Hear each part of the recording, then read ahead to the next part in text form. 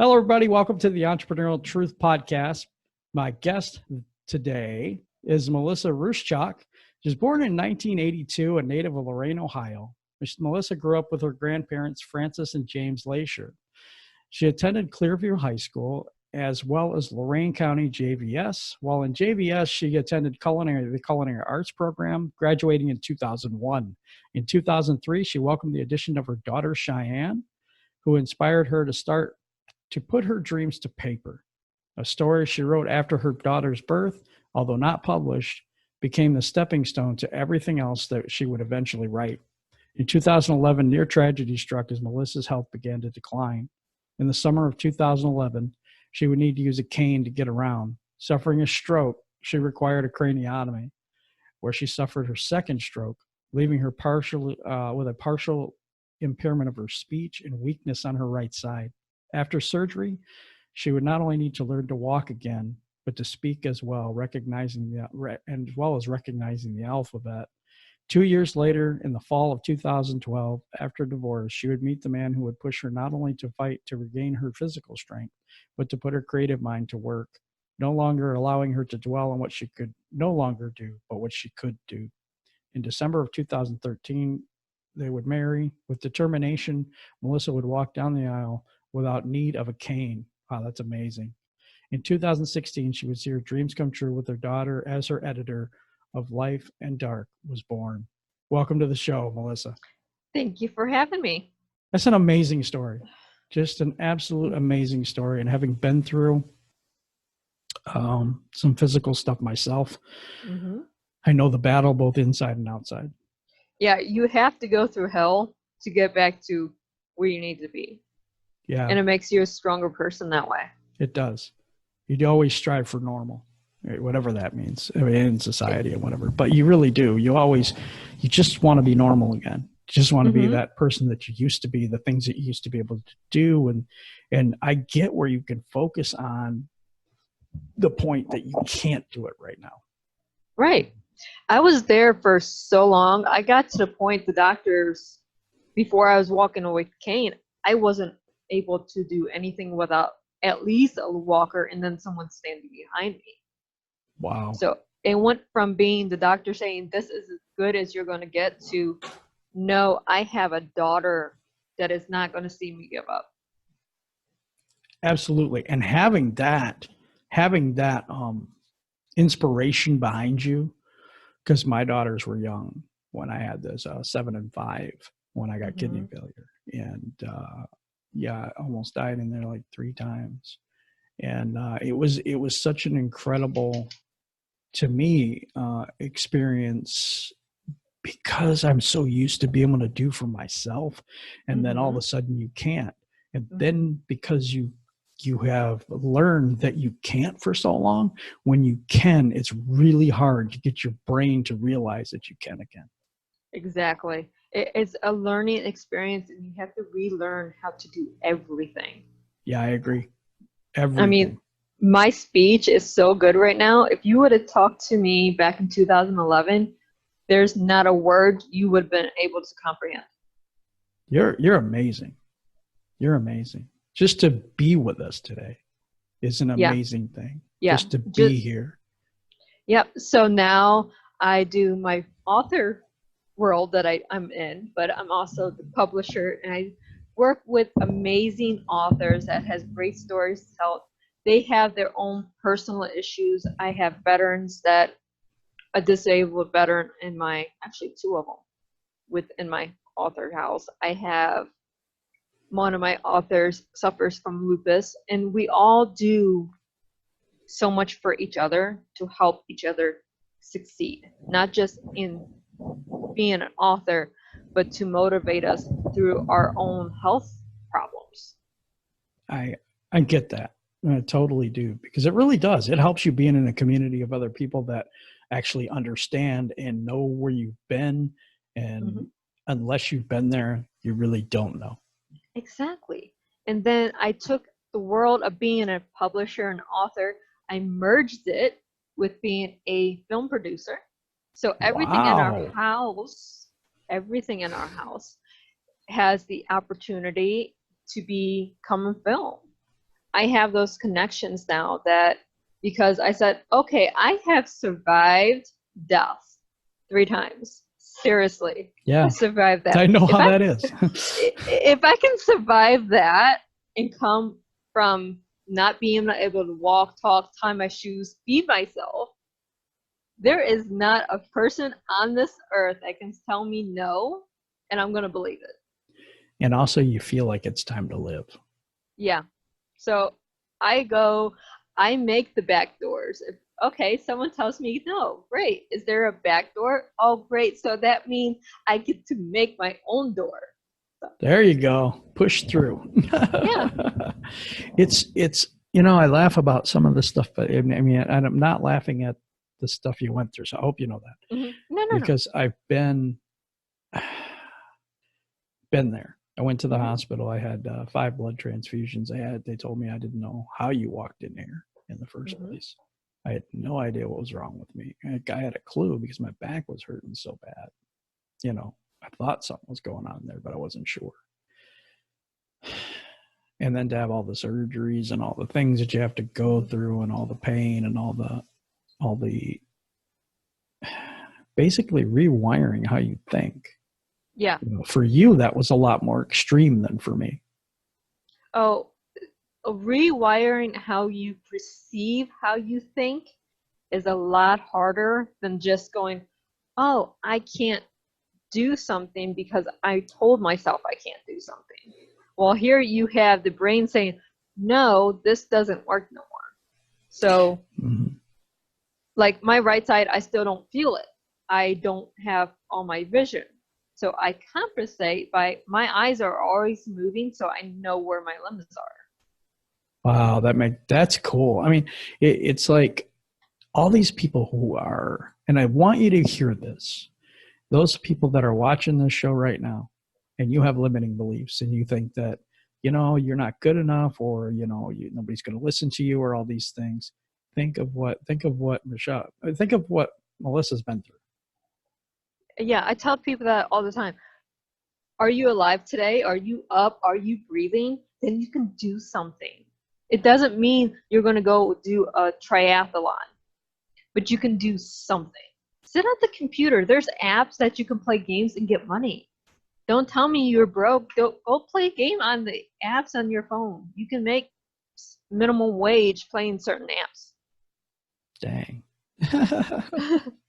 You might want to give links to that in the end of the show. No, I'm just kidding. It's just Google it. There's like 10 apps. So over Christmas, I was bored. We have a family tradition. From the 20th through Christmas, Mommy takes off work. Nice. And Mommy doesn't get her computer until 10 o'clock at night till 6 a.m. in the morning. Oh. So, yeah. I have a 16-year-old autistic daughter. It's a tradition.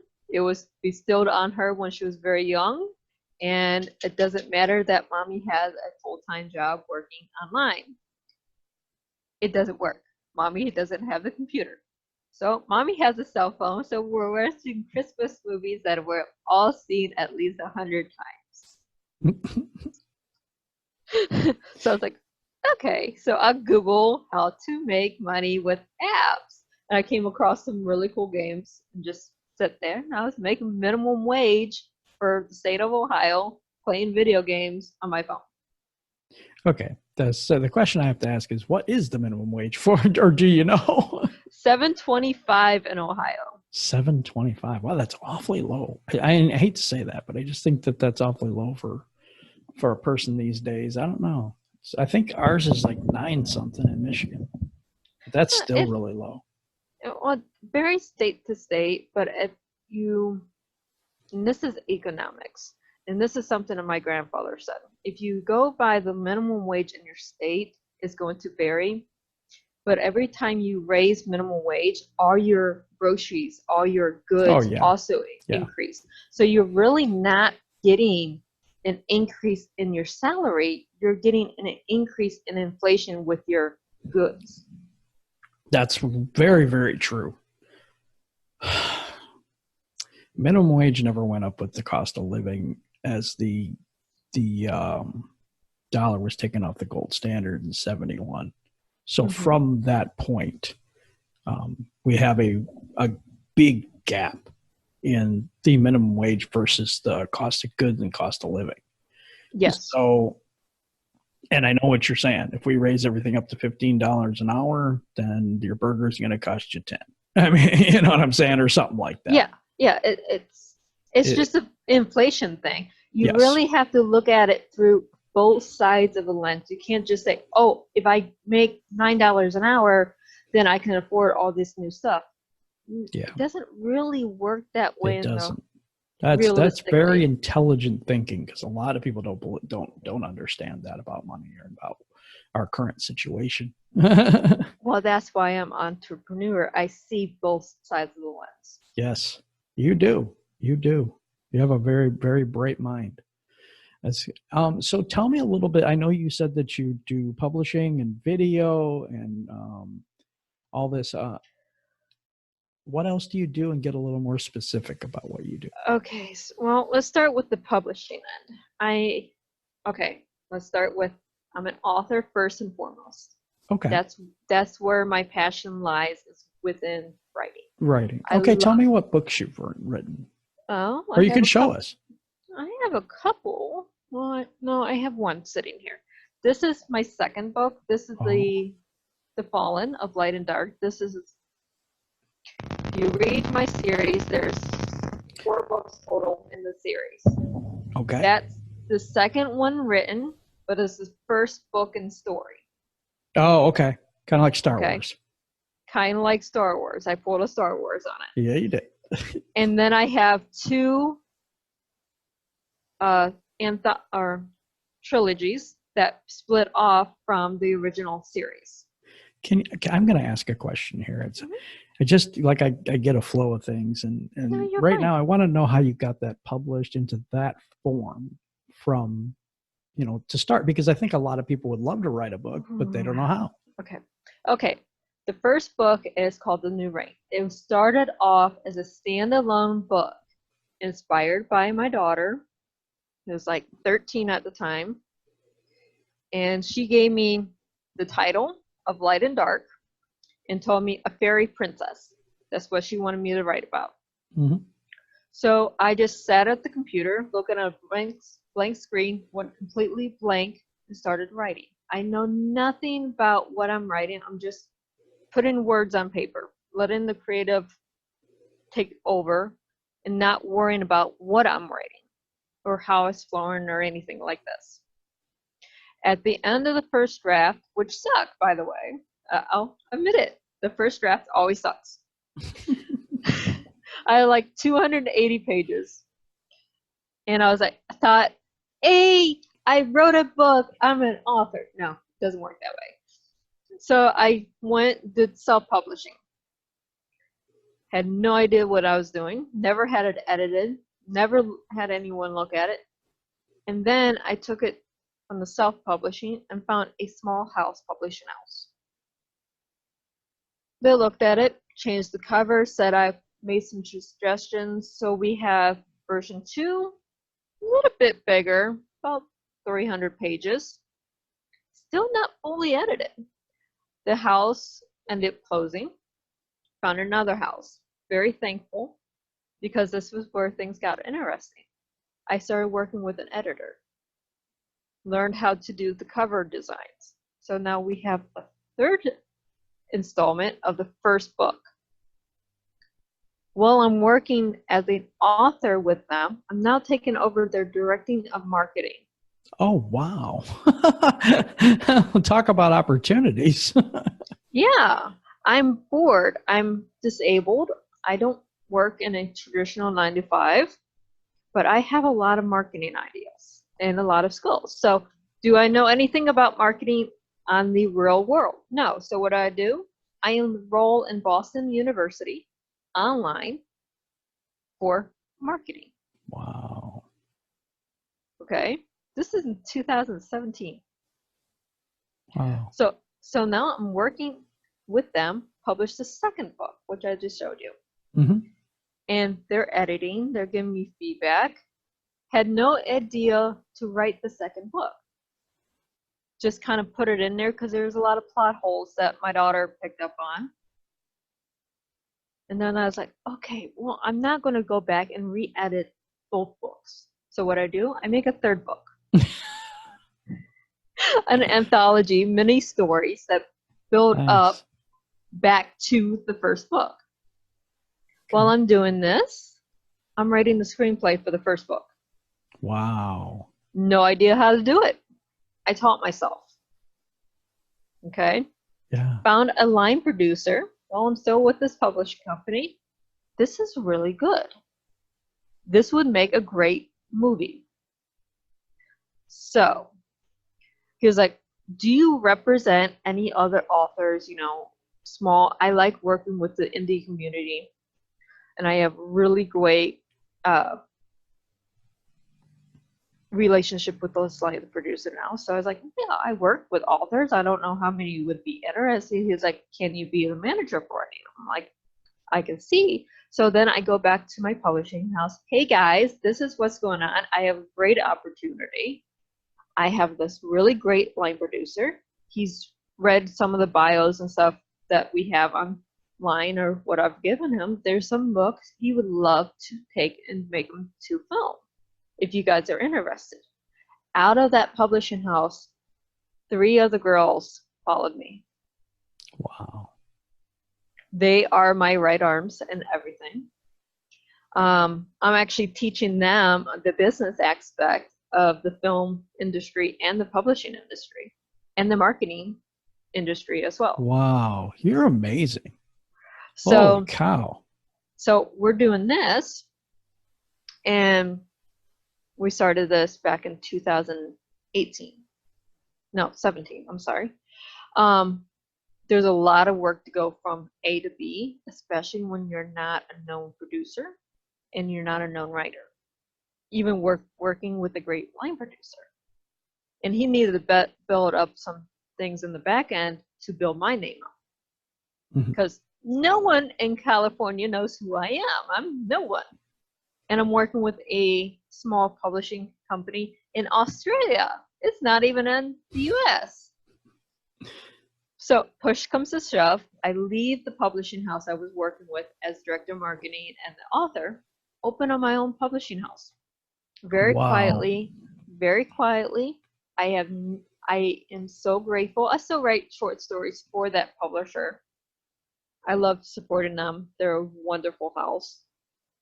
It's just I outgrew them, and I wanted to do books to film. I wanted that niche. They weren't feeling that niche. They just want books. Oh, well, I get that.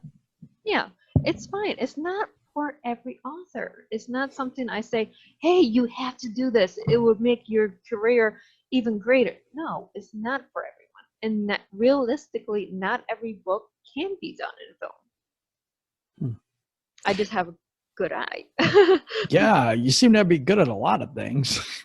I'm going to ask this question too, and you can answer it in vague terms if you want to. But I was wondering how much that costs to get started. I mean, to be able to find a publisher and to do all that stuff, it's got to be pricey, or is it not? I mean, I'm asking for basically the audience of people that do want to write a book. Okay, as an Authors Guild representative, never pay someone to publish your work. Oh. This is a scam. So many vanity press publishers get away with this because no one speaks up against it. Do not ever, ever, ever pay a publisher to publish your work. You can pay for editing, which is common. You can pay for extra marketing, which is common. You can pay for a different cover designer, cover art. That is common. But if they're just saying, give me money to publish you, do not do that publisher. They are scam artists, and they're just taking your for money. That is good information for people out there. It really is. Now, you are a publisher now too, correct? I am. So if someone would come to you and say, hey, I want to write a book and all this stuff, could they work with you then? They could. I do a lot of mentoring. I don't take on a lot of art authors. Okay. I'm keeping my house very small. And because of this, I'm able to market better. Am able to go and say, okay, this book will make a great movie. This is what needs changed. This is if you're looking at the movie aspect. And this is all on contract. I make sure my book contract and the film contract are paired together. So whoever comes into my publishing company, they know, hey, there's a chance I may say, because I may be having coffee with another producer, screenwriter, or something that says, hey, what are you working on? What's in your house right now? It happens. Trust me. And my authors are getting really good at knowing when I'm, hey guys, I need this from you. And they go, why? But I keep it small for that reason. I like knowing what I'm publishing. I like knowing the authors. I like having that family as a publisher. Mm-hmm. No, and then you have more time for everybody too. It's a more personal touch. Right. I don't want to have 200 authors. Yeah, great. The money's great if I do that. I'm not in it for the money. Oh, that's amazing. That's the people I want on this show. It's not about the money. It's about the passion. Yeah, it really is, because the money does follow the passion no matter what. That's the way I feel about it too. And there's so many opportunities and things, there's stuff that if you're really, really in your zone and you're passionate about what you're doing, you have to turn down things. You have so many things coming up. Mm-hmm. I do. And that's a sad thing. But at the same time, on the flip side, being the end of the year, I'm running a great special for indie authors who want to do the book to film route and they don't know how to start. So okay. I'm running that author. I'm taking on 5 clients. That's it. This is out of my house. This is strictly indie or from other small press publishing companies. Yeah, it costs a little bit of money, but it's half the price of what it normally costs. Wow, that's cool. So for everybody out there, if you have a book and you have, or you want to write a book, you can, there's only 5 slots. So it's like, it's not a lot, but if you want to get a hold of Melisa, we can go ahead and we'll put that stuff down, and we'll have all the links down in the YouTube thing below, so that you just go down there and click on that and you get a hold of her for that stuff. I'm so intrigued by, just everything you do. You come back from so much, and then to be just a little powerhouse like you are, Well, here's the thing. With the publishing side too, I'm also the in-house translator. So we're in the process of taking our entire collection, translating it into Irish right now for a bookstore over in Ireland, because I do authors in classroom is through Skype. And there is a wonderful school over there. They've had me over there 3 or 4 times already. Nice. And they're like, we can't get your books here. We do have a bookseller. Got a hold of the bookseller thanks to the lovely kids getting me the information for the contact. Nice. We would love to have your books, your collection here, but we love to have the Irish version with the English version. Is that something that your house is comfortable with? Yeah, I write in Irish in 7 languages. So what language do they speak? Because I thought most of them speak English to me. They do speak English, but they want to preserve the Irish language. Okay. Both written and spoken. So even though there's only like 14% of the population that actually speaks or still writes it, they're preserving it for later generations. Well, that makes sense. So you translate books. I have an opportunity to actually do an audiobook, which is nice, but to voice over an audiobook. So I'm just delving into that now as well. I just got so much to do right now. And like I said, when you're on the right path, those opportunities are just going to come to you. They really will. So you go and you try to make the indie books into film. And so you said you had a film like studio in your house? Is that what you said?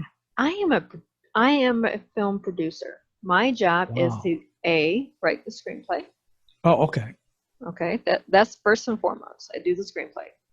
Then I take the author and the screenplay over to my line producer, who's out in California. Beautiful state. Needs some work, but it's beautiful out there. I just came back from in November. Yeah, it's pretty out there. It's not as cold as here either. Yeah, he's out there, and he has 20 years in the industry. So he works with me hand to hand. He does all the budgeting. Nice. Which is what really costs the money is A, his name, and B, the budget. So how do you get the money for the budget? Can you raise the money, or how does that work? Okay. Hold on. Let me get there. Okay, I'm sorry. I'm putting the cart before the horse here, you know? Yeah, we have stuff together. After we get the budget, then I do what is we called as the pitch deck, which is your business plan for your film. It says when and where, how much is going to be cost, who do you see playing in it, and then it has different steps. Then we start doing an investor for minimum $20,000. Okay. Right. For the regular individual, $20,000 seems like a ton of money. That's a half a year's salary for a lot of American citizens. Yeah. If not most of their salary. You work a minimum wage job, you're making less than $20,000 a year. Yeah. In most cases. So that's a huge chunk of money. But that is the film investment that you need to get started for a film is $20K. So what does that cover? That covers getting your stars like we see in Marvel and DC Comics and stuff like this. This covers getting them attached to even an indie film. But that money, that $20K, comes back as a $50K return. Okay. Yeah. So investors, get your heads thinking a little bit. And it's tax deductible. So you look for multiple investors, not just one. Right. You look at the $20K first. Once you get the $20K, getting a budget for 10, 20 million is phone calls. Literally. Because once you have a star like a Marvel star, someone that's been in Men in Black or whatever, if they have a name that's recognizable, money follows. It's a phone call. Getting $20 million for a film is so much easier than getting the $20K to get started. You are big time. I love this. There's so much good information you're giving everybody. No, I'm so small. It's not even funny. I am. I'm not up here. I'm down here, a little ant. That's okay. But you do a lot, you know what I'm saying? And you're into a lot, and you have the disabilities that you have, and you just don't accept them. You just keep going on and you do whatever it is that you got to do. And I love it. I was up till 4 o'clock this morning. I got up at 10 a.m. yesterday. Yeah, yesterday morning. I was up so at 4. Did I. Got up at 9 o'clock this morning. Okay, that's 5 hours sleep. Yeah, I was up at 6. I mean, it's there. I have a job to do. Yep. I'm not going to say, oh, I don't feel good today. I don't feel like going in. No. Can I move today? Yeah, mostly. Kind of. Yeah. So I can do something. Awesome. And then you put that to work. I mean, okay, so I'm going to ask you this, and this is going to be a little different because we've went through a lot of the physical ailment, a lot of the physical stuff. Did you have any mental roadblocks, like, you know, when you were doing this? And what were they, and how are you overcoming that? Okay, picture this. I'm 28 years old, okay? When I got sick and had these strokes, I was 28. I was working as a manager at McDonald's, working a career path. I wanted to be a district manager for the McDonald's franchise. Right. I had my career path. I knew how much that paid. I knew what the perks were. That's what I was going to go for. I went from go, go, go to I can't move.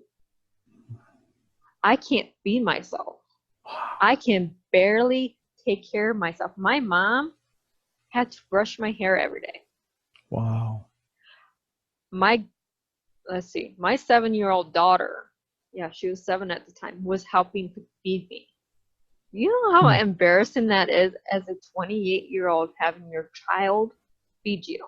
Yeah. I never had that, but I couldn't get up lots of times.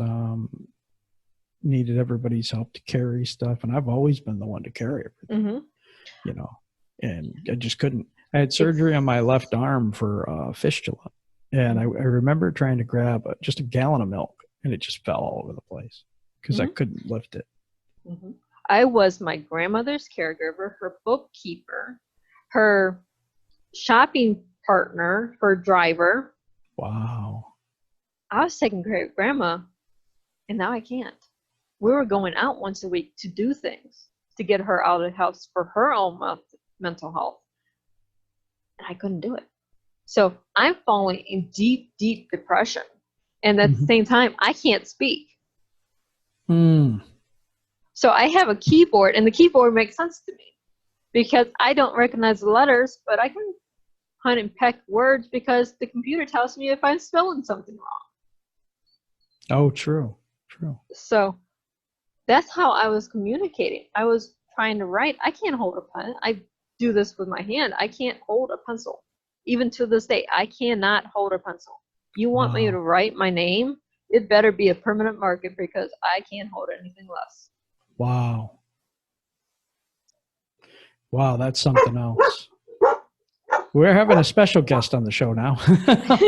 Yeah, I'm sorry. No, don't be sorry. That's fine. We've had cats, dogs, a gerbil, other people wandering around in the background. It's no big deal. It really is no big deal. Yeah. It's just when you go into the mindset, I was getting to the point I didn't even want to get dressed in the morning. I didn't want to take a bath because it's embarrassing having someone help you do what you're normally able to do. Yeah. And I was going through therapy because I got to the point, my grandma, she took me to Walmart. And we were shopping.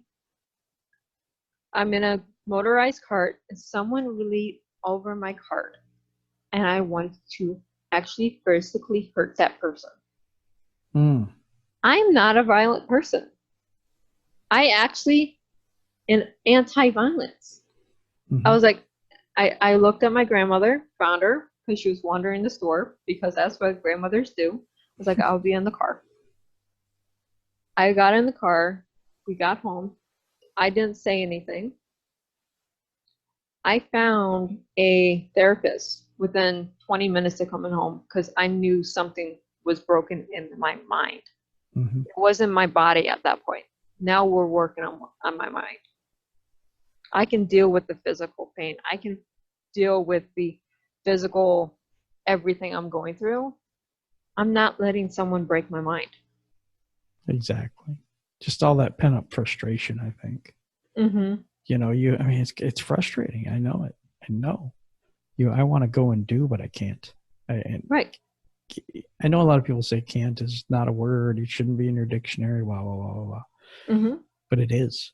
You know, they just don't understand that sometimes that is a word and does apply to some people that they can't do a certain thing. That doesn't mean they're useless or they're this or that or whatever. Doesn't mean you can't be successful with a disability. Just look. Right. You know, it just means that there are certain limitations that certain people have, and you need to look at that and recognize it because, you know, you truly don't understand until you've been there. Exactly. People, you cannot, if you would have told me a year before my strokes and everything, this was going to happen, I would have laughed at you. Yeah. Really. There's no way a 28-year-old is going to have a stroke.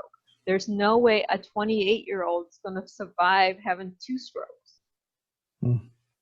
there's no way half the stuff I was going through was going to happen, because that was my mindset. This is a mindset of a 20-something-year-old that doesn't have a care. You're living in the moment. You're living for now. Even being a parent, you're not mentally grown up yet. Right. So even being a manager or doing this and doing what I was doing, I wasn't mentally there. It took me having all these mental problems, all these physical problems to go, wait, I have to change the way I think. And it wasn't, I didn't completely change the way I think until I started being the director of marketing for the publishing house. And I started doing a podcast radio show. No, it wasn't a radio show. I made it a podcast and a radio show. It's a syndicate radio program down in Atlanta. I still do this from time to time. Come on. And I had a guest on my show, Antonio T. Smith. He's a public speaker. He's a multimillionaire. He's self-made. And he's a motivational speaker. And he was saying things that touched something in my mind. He is now one of my best friends. Awesome. He is my sounding board when I have either a business problem, a financial problem, whatever it is. I'm not asking you to give me money. I'm asking you, what am I missing to connect dot A and dot B? There's a thread there. It's broken. How do I fix it? And we'll come up with ideas. See, I believe in that. I do believe in mentorship and having a coach or something like that, because it's helped me a lot too. And then forging those friendships that I have with a lot of the people that I've had on the show. We are doing a lot of joint stuff together and things like that. And it's just opened up a whole new world. It really has. And now you have that in your friend, and that it is such a good thing to know that you have somebody there that can help you out, that understands you personally. You know, that's amazing. That will help you so much in your journey. Yeah.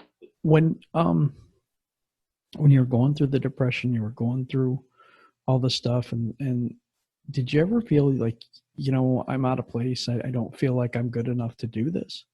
Yeah, I did. I got to the point where I was looking at my medication bottles. I was on 22 medications in 2011. Wow. I remember mine. I was looking at them. I actually got to the point, I was calculating in my mind, because remember, I couldn't speak. I couldn't really do a lot of things, but I could count my pills. And I was going, how many of these pills do I have to take to this? Yeah. Then I was. See, I remember I had 30 a day at one point. So it's like, yeah, that was a rough time. I both remember it. We start thinking about it. It's like, I don't know if I want to go there or not. You okay? I know. Yeah, it's fine. It's just something I don't talk about. But you know what? It needs to be said, because there's someone out there that needs to hear it.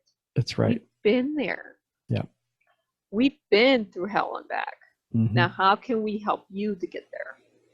And if somebody sees this and they're having a disability, they have something that's happened in their life that's traumatic, they've had something that, you know, makes them not whole, I guess. I mean, I don't know. I feel like I am now, but it took me a while to get there.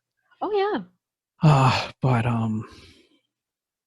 and even for the people that are completely healthy, that look at themselves in the mirror and say, you know what, who's going to listen to me? And am I good enough to do this? What I feel like I'm supposed to do inside? Take a look at Melisa and say, you know what? Yeah, it's possible. Of course it's possible. Look what this lady did. You know, look at her. You know, with all these things, can't talk, you know, all the things that she's had to relearn into, you know, this takes a lot of effort, people. If you think that this is easy, it's not. No, it's not. Absolutely not. And then when you go from 2016 until June of 2019, I was in an abusive relationship. I I'm left that. sorry. No. I'm very advocate about this because I actually have videos that I post online of what I was going through in different moments for 4 years. And I came out in June with everything. When I keep everything on Facebook. I don't have secrets. As an author, as a publisher, as a filmmaker, I decided when I wanted to do, I'm going to be in the public spotlight, I'm not going to have secrets from anyone. I don't have skeletons in my closet. I'm going to dance them up, dust them off, and prance them around town. And if you're one of those skeletons, guess what? You're now part of my crew dancing around town, and you know you shouldn't have been doing what you're doing. Yeah. So I put all the abuse videos online, at least the ones that weren't damaged or deleted. And now I'm writing a book for the domestic violence, physical, mental, emotional. Mm-hmm. All the proceeds for that is coming out in April. All the proceeds are going to help better women or better people. I won't say better women because here's the fact. There's just as many men being abused as women. Mm-hmm. They just don't talk about it. I agree with that. That does happen. Yeah. And so, as men, it's hard to talk about that because they'll just laugh at you, and stuff like exactly. that. You're a man. I mean, how could that actually happen to you and all this? Yeah. Yeah. But it's more, I think on men's part, at least, it's more emotional and stuff abuse. Yeah, I think it is, but we don't know numbers because it's not talked about. Right. So my publishing house is putting together. I think there's 16 ladies helping me write this anthology. We're doing that. That's for our battered people of America. I like that. So we're doing that. I take my experiences and we come up with a creative way to help people. We have, I'm a military brat. So every year my house puts out a military anthology. All the proceeds go to military veterans as we sell the books. Every quarter I write a check or do a PayPal. Okay, Wounded Warrior, there you go. This year was the Marines. Next year is going to be the Army. That's amazing. You have such a good heart. Yeah, I say this every show. I'm going to tell you this because I hadn't known you before today. Mm-hmm. And I'm so blessed to have people that have such good hearts on this show and to have such a good story and overcome so much yet still be based in love, mm-hmm. For all that you went through, especially the abuse part. I firmly believe if you put good in the universe, good will come back to you. I agree with that.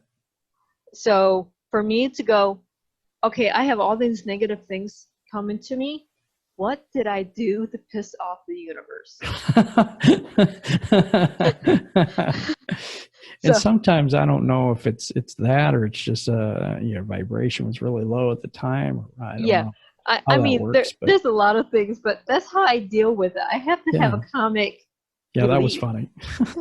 It's the serious stuff, but when you're going through it, you go, why do I deserve this? This is a mental thing. Mm-hmm. So instead of saying why me, no, how can I help someone? I can't help myself in the situation right now because I'm trapped in the situation. So let's remove myself from the situation. Let's go find someone to help.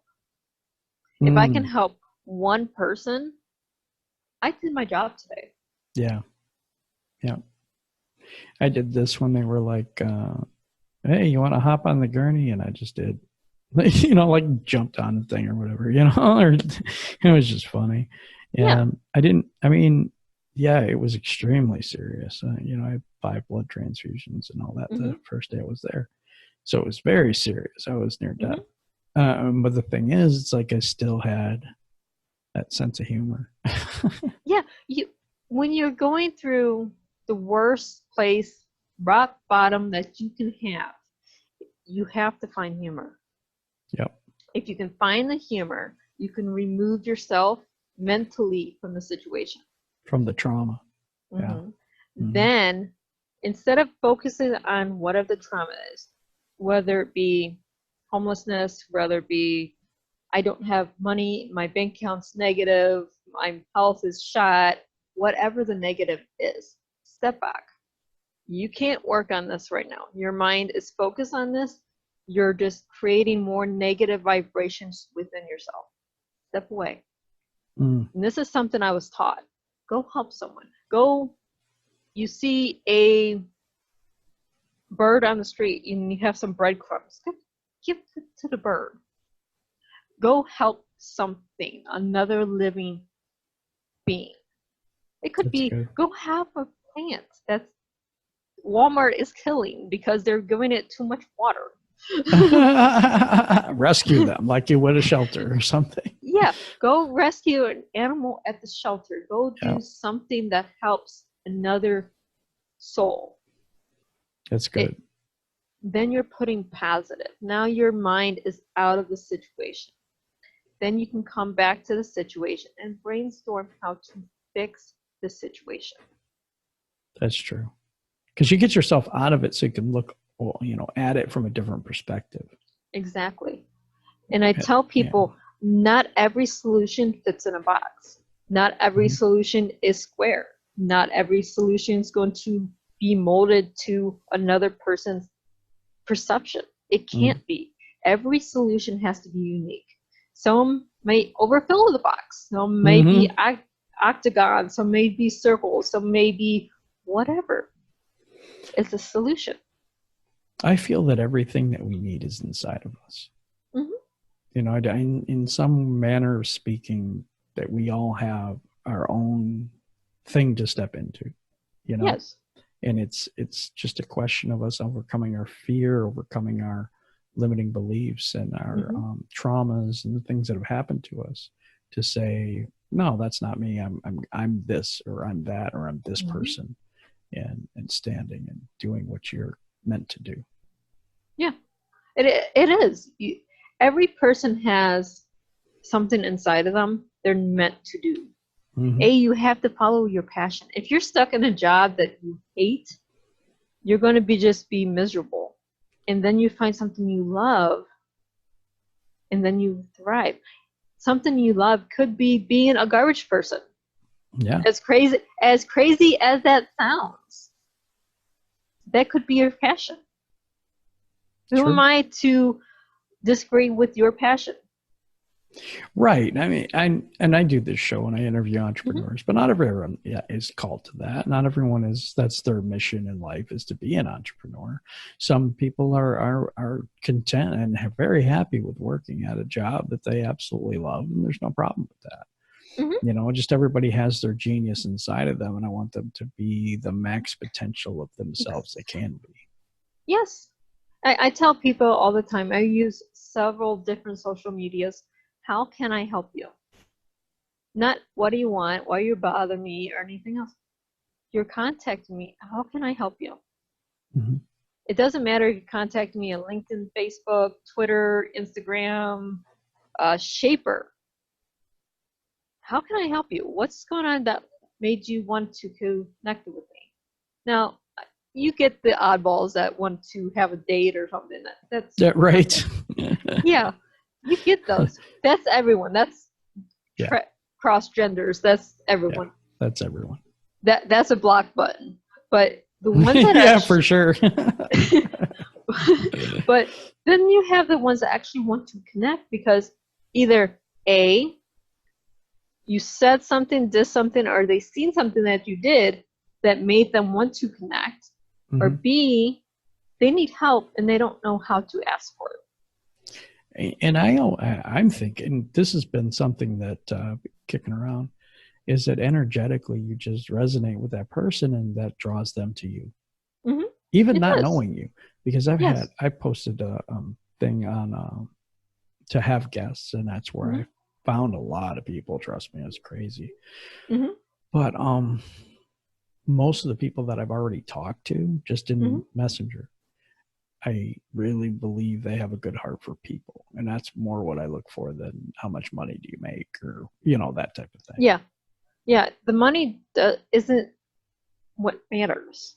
Yeah, we need money to survive because, hey, guess what? Society says you have to make so much money a year to survive anymore. Yeah. I mean, you got to pay the bills. Yeah. That is the way it is. And, Yeah. you know, and also the fact that we're not, you know, as entrepreneurs, we're not greedy for charging people stuff because it's an energetic exchange. Mm-hmm. You know, if you give something away, a lot of times people won't mess with it or do anything with it or whatever. It won't benefit them as much because they're not putting anything of themselves into it. Right. So that's, you know, it's just something that, I mean, a lot of people, they have trouble with that part of it, you know, being the salesperson, especially people with a big heart, you know, they always want to give it away or they always do it for free or this or that. But, you know, I'm learning because that's me. Yeah. Well, yeah. Well, everything I do has a reason for it. If I'm giving something away, there's a direct reason why it's being given to this charity or that charity. Oh yeah, that's not the giving I'm talking about. No, I would love. Totally I give authors free. I do cover designs now. I have authors. Okay, I can do a quick free cover, no problem. Wow. Yeah, I don't do this very often. Yeah, you can't, because if that gets out there, we want to caution everybody. She's not doing this for everybody. No, letting you guys know. No, it's not for everyone. It's usually an author would come to me in crisis and do you have 5 minutes? Can you throw something together? It's not going to be one of my best works of art, obviously. Right. It's something that's really quick that I can do in under 20 minutes, and that's it. Then they take advantage. Mm-hmm. Then they start wanting things changed. Then they start wanting this added or that added. I'm like, no, I'm doing this for free for you. This is what I'm doing for free. Now, if you want me to do a better job, now let's talk some money. Yep, exactly. Because now you're getting into my time that I could be doing a screenplay, editing a book cover for one of the authors in my house, where I can be doing translations, where I can be doing the 200 things a day that I do, versus this 20-minute cover that I said I would do for you for free. Yeah, and people, because you have a big heart, and I have not run into this as much as I thought I would, but a lot of people try to take advantage, you know, because of that, and that means you have to be firm on some things. Oh, yeah. And you have to have boundaries. Yes. Big time boundaries. Yes. I do screenplays. If you look at what I charge for a screenplay, it's half the price from other people. Yeah, it's cheap because I want to appeal to the indie community. Makes sense. But at the same time, just because it's cheap doesn't mean you can't pay me. Exactly. And it also doesn't mean it's not quality either, because I don't want that to go out there. No, it's not quality. It's not anything wrong with it. It's just I want to appeal to the market that normally would not have this opportunity. Yeah. Because there's a huge market. I got so sick, and this is another reason why I got into the screenplays and filming, actually doing the productions myself, because I got sick of TV. I got sick of the reboots. I got sick of going to the theater and seeing a film with the same actors in it, doing the storyline is something that I seen 3 years ago. Right. It may be told different, but I'm like, I'm so sick of seeing the same thing. I'm tired of it. There has to be a better way. So this is what led me into everything. That is amazing. This has been a wonderful talk. I think we could probably talk all day. Probably. But I have two other things I have to do today. If you want to, can you tell everybody what you're doing right now, what offers you might have, things like that? I want to Sure. let you have the floor for a minute here. Right now we have the screenplay.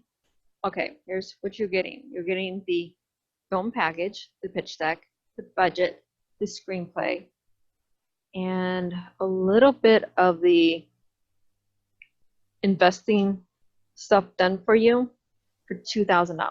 This is half price from what I normally charge for getting the budget, the screenplay, the pitch deck. It's a lot of work. This is 6 months worth of work. Wow. Seriously. Wow. You're looking at $2,000.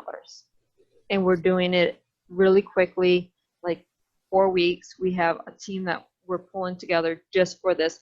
This is our 5 authors. 5. She's only doing 5, folks. Yeah. So if you have something out there that you have, now let me ask you this, because this is a question I have to ask. Are you doing autobiographies, or is it all fiction? I can do an autobiography. Okay. I was just checking because a lot of my people would probably their books might be more like that instead of a movie translatable, but I just don't know that. You can make an autobiography into a translatable film if it's done right and you're working with the author. Right. I don't want to hear it can't be done. Yes, that's not what I said. I was just saying that this audience may. I know you didn't say it, but I know there's someone in the audience that heard that. Yep. Sorry about that. I just want to make sure, because I want to make sure that's available to them too. Yes, it is. 5 slots, folks. 5. That's not many. So jump on this as soon as you can. And we're even taking that down. If you can do 3-month installments, because even $2,000 is a lot for all these authors. If you can do a 3-month installment, I'm good with that.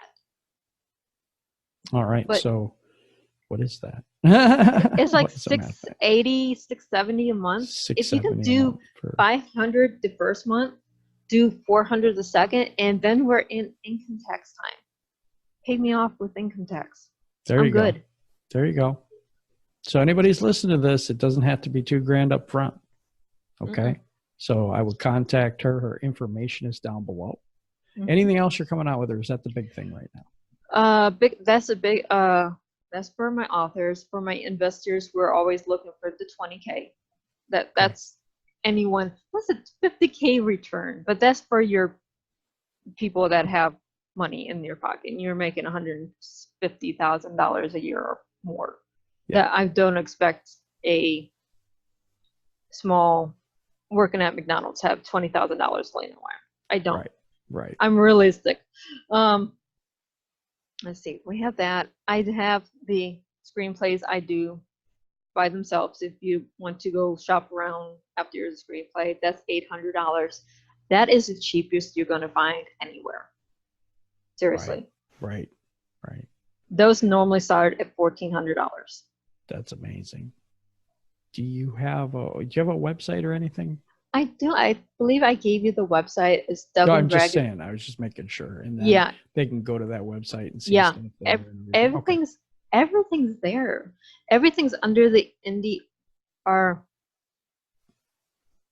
author stuff. Okay. So all that is a la carte stuff. It's there. Editing services for authors, publishing services. And when I say publishing services, I mean promoting your books, even if you're not with my publishing company. Oh, that's nice. That's nice. You don't have to publish with me for me to promote your book. I'll do that anyways. Wow. I have the radio show. I'm always looking for people to be on that. That's for authors. That's for authors. So if you're an author, there's an outlet for you to be able to talk about your book and talk about the things that you've written and stuff like that. And you can get with or Melisa as well. And I don't know why I keep forgetting your name, and that's a horrible thing. But it's fine. I'm so honest with things. It's crazy. Oh, I am too. I'll be No, I'm do the same thing. But I've been wanting to call you Michelle the whole show. I don't know what that is, and I'm so sorry. You know what? I've been called worse. So if you want to call me Michelle, call me I've been Michelle. called worse. Me too, actually. Me too. So, but yeah, Okay, but yeah, everything's here. go ahead.